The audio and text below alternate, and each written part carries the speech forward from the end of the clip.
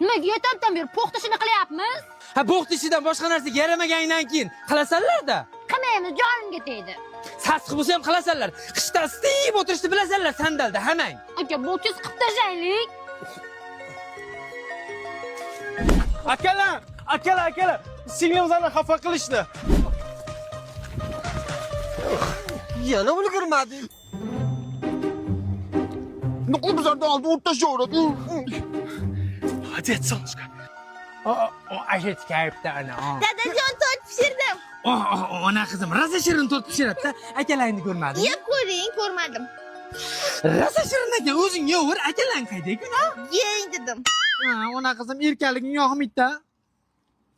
Loydan ham shirin chiqargan tort 3 kundan beri loy yeyapman. Oshmasin.